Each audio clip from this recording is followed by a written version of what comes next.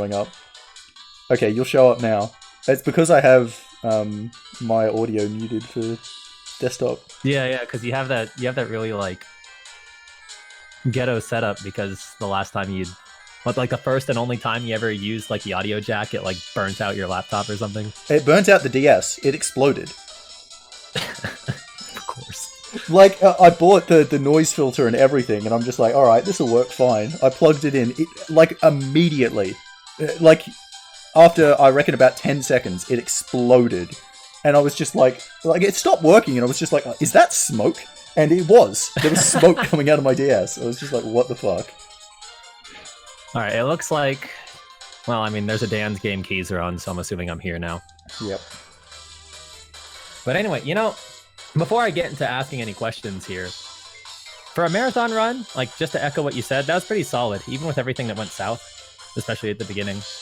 Yeah, I mean, the things that went south, usually when they're that comical, they end up costing several minutes. But it ended up being adjustable enough that it was kind of only like 1 or 2 at the start.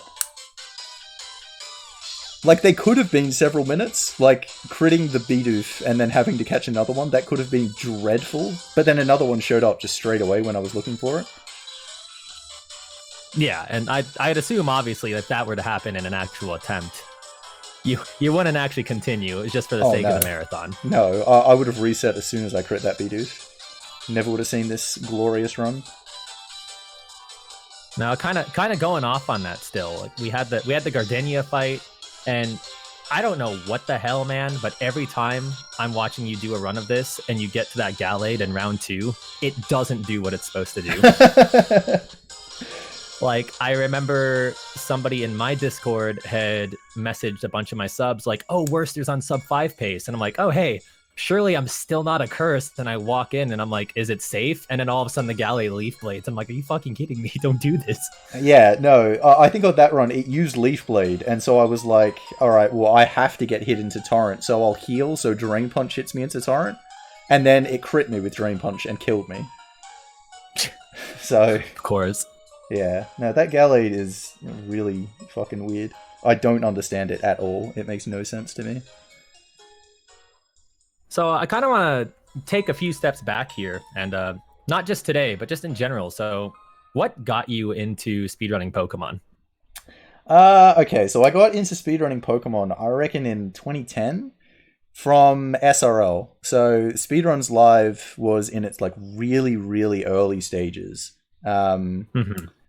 And people were still just kind of messing around, just racing whatever. Like, there were no scheduled announcements of what to do. It was just like, hey, this game was fun, let's race this game. And people would just do it with no speed strats at all.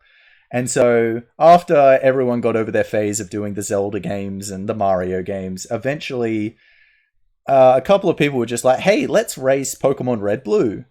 And no one knew what the hell to do. So, we set the goal was set to beat Misty, glitchless, in Red Blue. And actually, I don't even think glitchless was specified. It was just beat Misty. People didn't even know whether to pick Squirtle or Bulbasaur. This is how rough things were at this stage.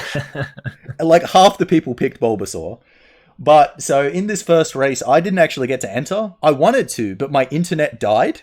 And so, I just kind of played along with what everyone else was doing at the time. And I think my time to get to Misty was something like 36 minutes, 38 minutes, something like that. I was like middle of the pack. I wasn't very good because I didn't know what I was supposed to be doing.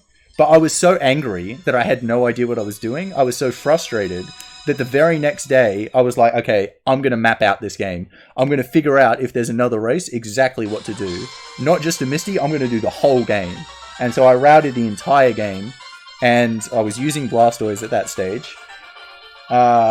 And I think the very next day, I did an attempt of the game. I was just like, I'm just going to play through the game and see what happens. And Pokemon speedrunning at that stage was in its infancy by so much that that run that I did that day was world record by about 20 minutes. I kind of want to take a step back and mention that you said it was around like mid-30 time that you got to Misty. To anybody that's newer to the community, that might sound really good, but that's because we use the Nidoran route now. Back then, with the Squirtle route, what you would do is you would just go straight to Misty. So as soon as you exit Mount Moon, that's when you get to Misty. So that kind of gives you a picture of how much the routing in general has changed since 2010. Yeah, so a good time to Misty would have been about 26 minutes in those days using Squirtle. Now, when you got into routing Pokemon like that, did you ever envision that it would become what it's become in your life now? Like, you are definitely known as a top tier Pokemon speedrunner.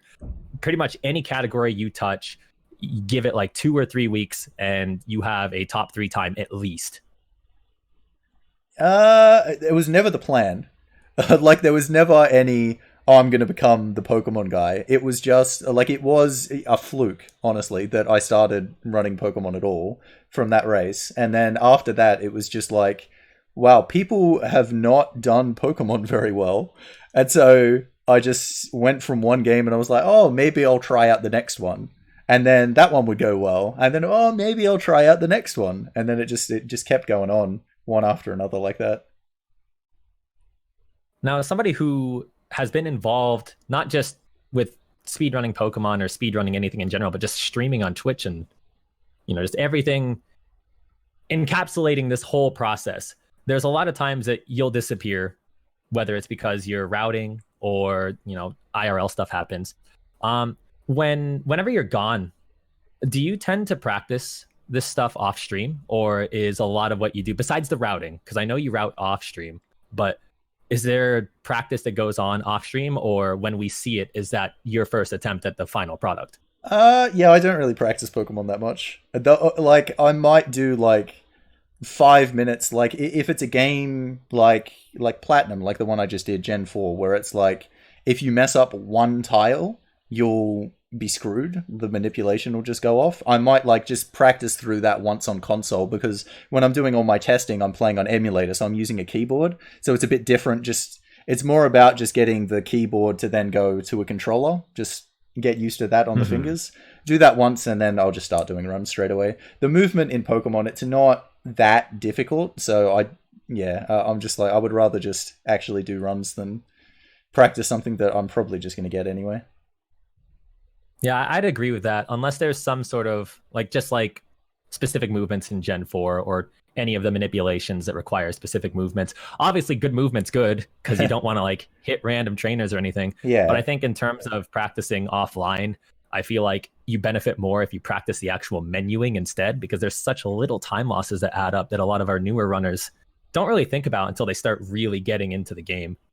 Yeah, like I might, if I was getting into Pokemon speedrunning now, like 7 years later, I might, actually do a lot more practice before runs, because there's a higher standard of entry. Like, you can see runs that are a bit better now. So it's like, oh, I want to be competing with those, so I want to be practicing like that. But when I got in, because there was just no standard at all, I could just no practice and be kind of good. And now that I've been running for 7 or 8 years, it's like that's kind of been my practice. Like, accumulatively over time, I just know, I guess, a bit more how the structure of what you have to execute works a bit more. Now, obviously, you just did Platinum. Would you say that Platinum is one of the most, if not the most, versatile games in terms of fun categories for Pokemon? Because you got the any percent route, which has the sick double Tentacruel. You have the glitchless route, which, I mean, it's glitchless. I mean, it exists.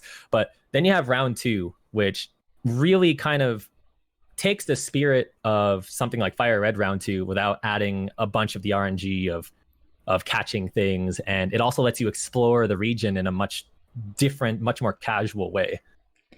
Yeah, I mean, well, Platinum's got 3 categories that are good, and I think that's more than anything else. Like, a lot of games do have 2 categories that are good, but I think Platinum might be the only one that's got 3. So I guess I would have to say yes. Yeah, I would say yes. Now, in terms of just any category that's involving Platinum, let's just stick with Platinum for a little bit. What was the most appealing part of routing anything within the game, or specifically this category? In this category, routing out, I mean, like chained manip, doing that like really recently, like that's probably only a week old. That was really interesting to me, because it's another instance of manipulation of RNG that you hadn't really seen before. Like, you had done manipulation for encounters, but in that specific way, to use it to get like 12 in a row, and like really rare Pokemon to show up as well. You just hadn't seen that before, so that was really interesting to me. And like it was rough on me to route as well, because finding something where all of those 12 would actually show up is not as easy as you might think. Like you might just think, oh, we can manipulate it so he'll just get whatever. No, you've got to actually find something where all of those can actually happen. And that is not as easy as it might actually sound. That took me quite a while, because I was also doing it manually. Like I checked every single seed that I possibly could. Like I would just edit the RNG to be this seed, check that, no, that doesn't work. Check the next one, that doesn't work. So that was actually quite a long time. In general, I would say the any percent stuff is the most interesting. Like the double tentacruel route is madness, and it's one of those routes as well that it started as a joke. And I love those. That it's just like you'll just like, and there are a lot of Pokemon routes where it's like at this point we are like very, I don't want to use the word, but I will, like scientific about, how we go about exactly what's the best method, and it's just about, putting down tiny little bits of time in the route. Like it's like Nidoking's obviously the best option for Gen 1, that type of thing. But throwing out a joke like, oh, what if we catch this Tentacruel? Oh, what if we catch them both? Like that, it was just an utter joke when we said it. But then it turns out that it's the best option. It's just something you would never think of without just having such innovative thoughts like that and then actually testing it out. It's pretty crazy, and I love that. Yeah, I remember when you had talked about how you found something that was potentially faster. I'm not going to lie, a small part of me was like, oh, did it maybe become Magnezone? Because I know for a while, Tyrant and Eek, they were looking at Magnezone.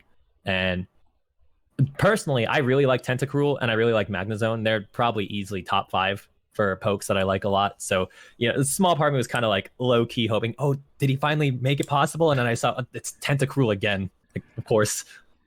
Yeah, I don't like. I like both the pokes, and they're both such innovative pokes to use for a speedrun. But I would much rather use Tentacruel over Magnezone, just because Magnezone has to use moves which can miss, and I would much rather not do that ever.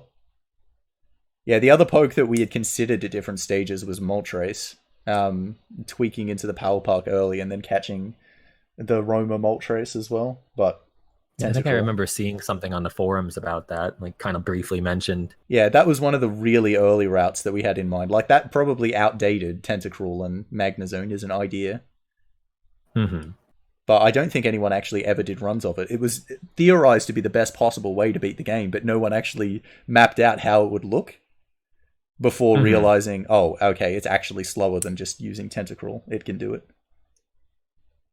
Now, as kind of displayed from your run today, ignoring the fact that what I'd say about like a minute and a half wasn't accounted for just because the timer didn't start right away, but you really weren't that far off. Like it's like 3 minutes or less off, something like that.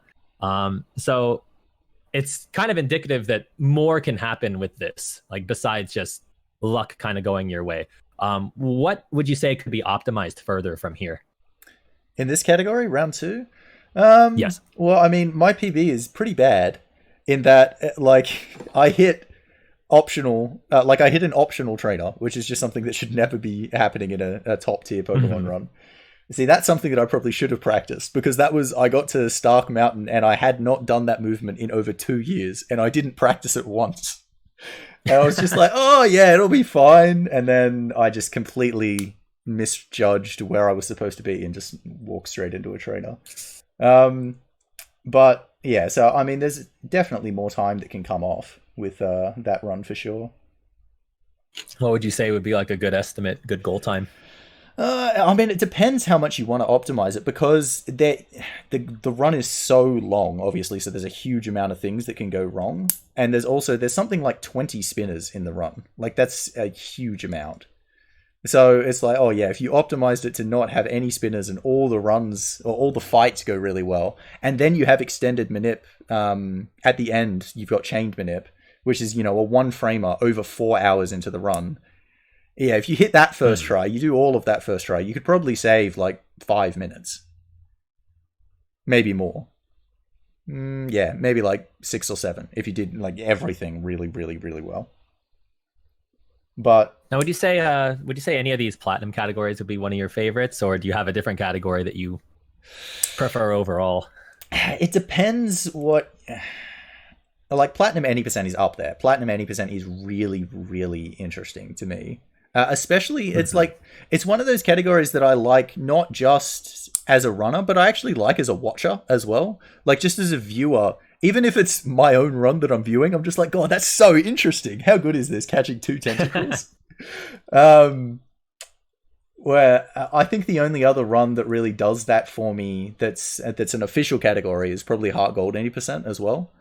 Like, it's just got enough things that's really unique about it, like having, you know, the red battle manip and stuff like this.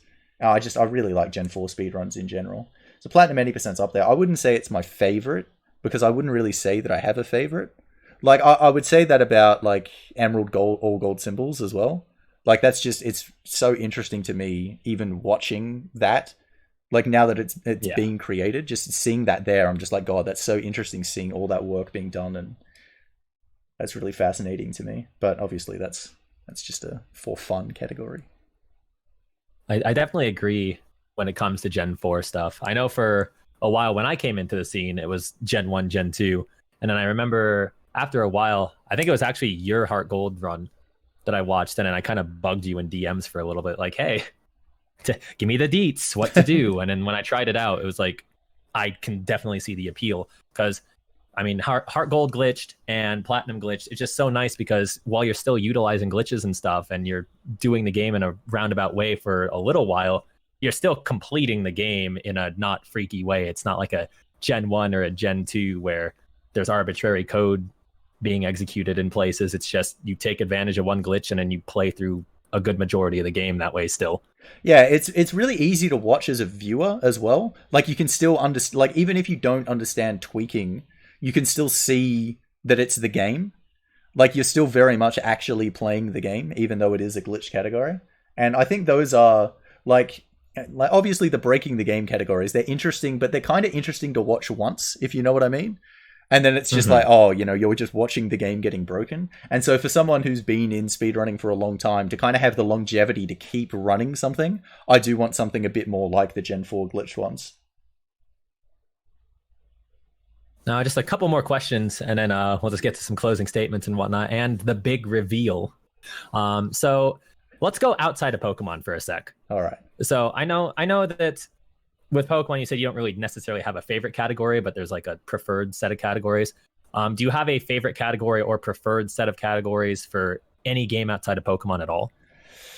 Like any particular run that you're like, man, I really love doing this run? That's an interesting question. Because it's like, with the other games, it's very much, like, it's very different to Pokemon. Because obviously I play a lot of Sonic games, which is just huge execution focus. Like, it's got, like, pretty much no luck in it whatsoever. And so it's a very different type of enjoyment satisfaction that I get out of that. And so it's more just kind of like, what mood am I in? What am I kind of looking for? And then I just gravitate towards different categories because of that. Like, I've been running Sonic CD a lot recently, and I really like that. It's kind of got the same type of glitch thing that I was talking about before, in that it's like, you're still playing the game. It's like when you do a glitch, you don't break the entire level and then you just don't play the level. It's like you skip this little 2-second part and then you skip this little other 2-second part, and it's about utilizing it in different ways. And I really like that. And that's kind of the only thing on my mind right now. I can't really think of anything else. But it's Fair like, if I'm playing a game like Mario Tennis, like, that's just a lot more laid back and a lot more casual. And like, it's an execution game, but it's more the routing element of what to actually do in, like, the matches or something like that. So yeah, it depends a lot on my mood. Just a quick disclaimer, even though we're towards the end here, if you hear any sort of like dog whine or something, it's because my dog wants to go out. So I'll try and speed this up a little quick.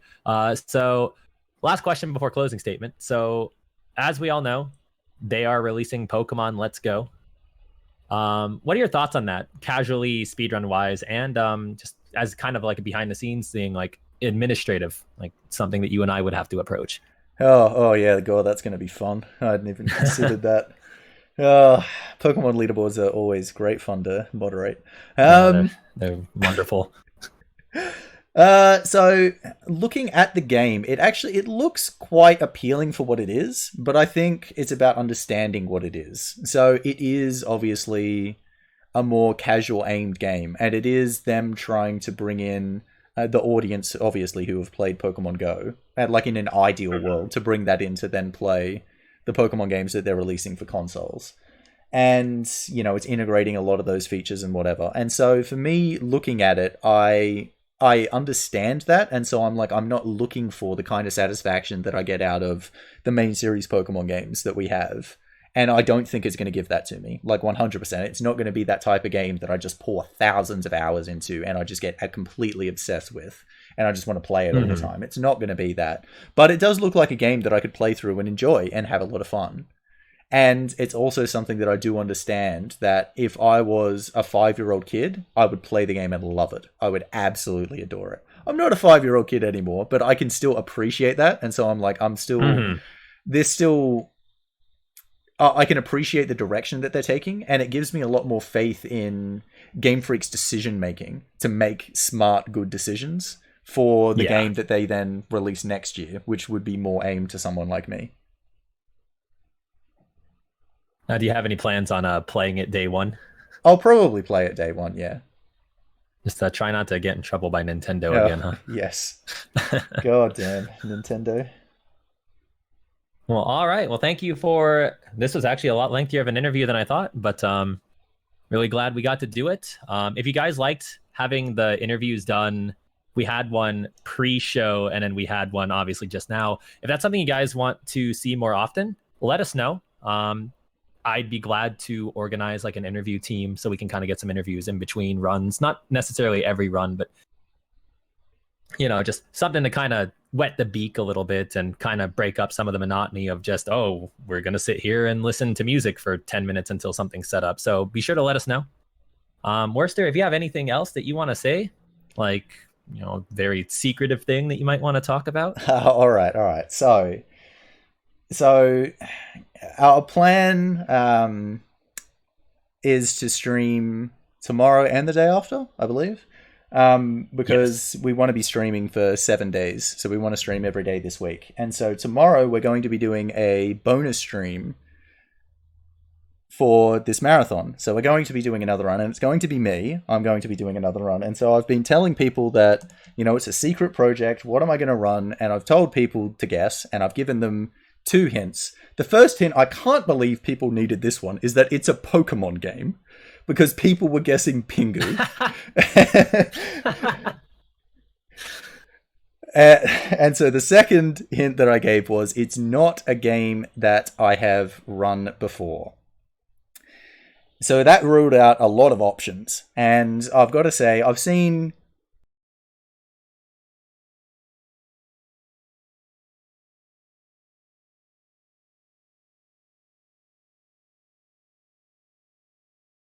several people guess, probably in the hundreds of people guess. No one has got it right. Absolutely no one. There's been some good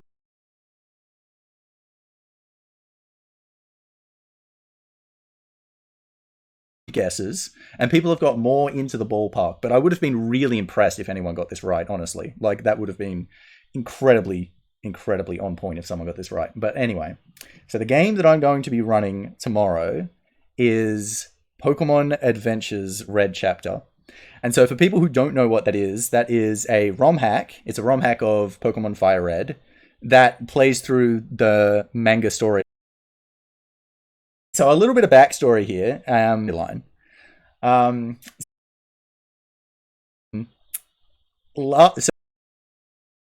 So we started running ROM hacks in the Pokemon Speedrun Marathon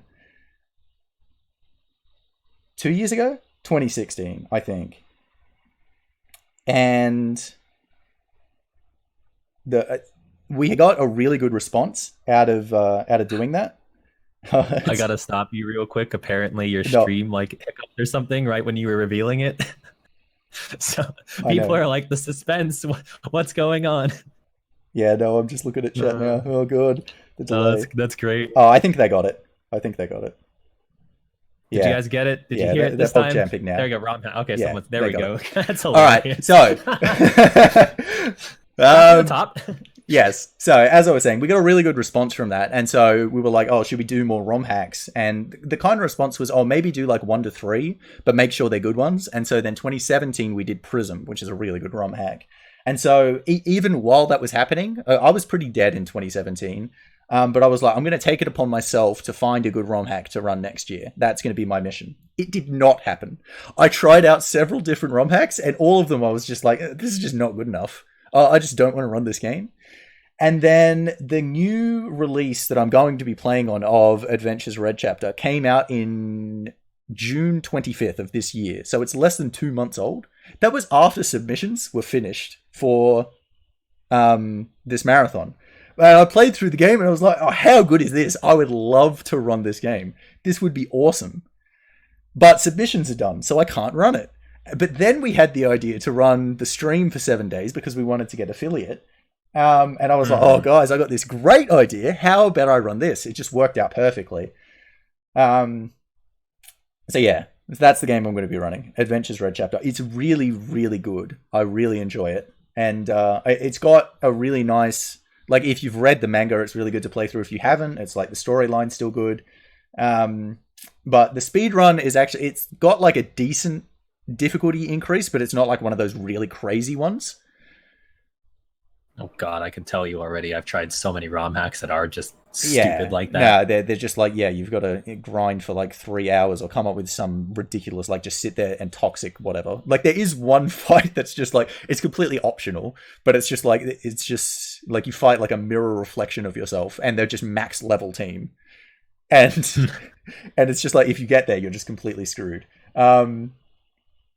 But no, it's really good. It's got a good balance. The poke you use is actually pretty interesting. I won't spoil that. You'll have to watch the run to catch that. No, it's just a really fun game to actually play. It's a good length as well. I haven't actually told what the estimate will be, but the estimate's going to be 4 hours and 20 minutes to get through the game. Hey. The other reason why it's really good to run this ROM hack right now is the ROM hack originally and in the future as well, it's actually quite expansive. Like the author, he wants to have like, several different regions, all this type of thing. And the biggest problem with ROM hacks and running them for me is there's no good endpoint. Like so many of them, it's like they're done up to the 6th badge, or, you can go to different regions, but they're not like fully complete and stuff like this. And so it's like, well, where does this actually end? This release that he did, he got rid of all the extra stuff and he's like, this ends at the Pokemon League. And so I'm like, oh, this is the perfect time to run it. Ends at the Pokemon League. Perfect. And do we know what time that's going to happen tomorrow? Yeah, I hadn't really decided on that. Probably we'll do like maybe 21, 22 hours from now. So if we do 11:30, that'll be 8:30. So maybe do like 21 hours from now. So whatever time it is now, take off 3 hours, add 10 minutes. So it's actually at the hour thing. And we'll do it then. I don't know what time zone you guys for me when you said take away an hour. Nah, it's 3. You said 3 hours, right? No. Add 21, so take away 3. Okay, I didn't like you. Kind of got staticky on my end, so I couldn't hear. Apologies. All right, so for anyone who can't math them, that's 7 Eastern, 4 Pacific, and then whatever the hell European time zones. I don't know. Time zones suck. Nah, it'll be on this channel. It'll be the bonus stream for PSR Marathon 2018. So we have that, and then on Tuesday, I have no idea if I'm a part of it or not. It's Ty Kevin's baby. We'll see if he wants me on or not. But we'll have a kind of like how we had the pre-hype show the day before the marathon. We're gonna have a post-hype show where we kind of go over a bunch of different things that happened in the marathon and whatnot, and that'll be our closing week to try and get affiliate for the channel. And getting affiliate for the channel will be nice because it gives us access to better quality options and stuff. And any sort of profits that we make towards the channel from subs and bits just go straight into making the community a better place. Yay. We get to hire like patrolmen to stop people from cheating. Well, potentially, depending on what the setup we do for the marathons, just cover the cost of that stream box or whatever. Yeah, because for anyone that doesn't know, a little behind the scenes for you, like we actually do pay out of pocket to do these. It's not terribly expensive, but it's still money that we're just not seeing back. So getting affiliates and then getting people to sub and cheer bits and whatnot will help offset those costs. But never feel obligated to do it. This will always be free entertainment for you guys. But I think that about wraps it up. Yeah, no, I got nothing else to say. All right, Thank awesome. you. Well, thank you for the interview. Thank you No for worries. the big reveal. Thanks to everyone that stopped by throughout the entirety of the marathon. As usual, we try to make the marathon better every year, and I think one thing that was really nice about this marathon was the newer layouts and stuff, the newer logo and everything. And we had a huge increase in quality of runners. Not to say that past runners were bad, but everyone's getting better, and the runs are getting better. And I don't think we were really behind schedule too often, if ever. So good job to everyone that was involved. Good job to all the runners. And yeah, I was Keizaron. That was Werster. And whoever the hell's in charge, go ahead and stop this. Yeah, peace out, guys. Thanks everyone for watching. I hope you guys enjoyed this marathon. Tune in tomorrow for the bonus stream. I hope to catch you guys all then.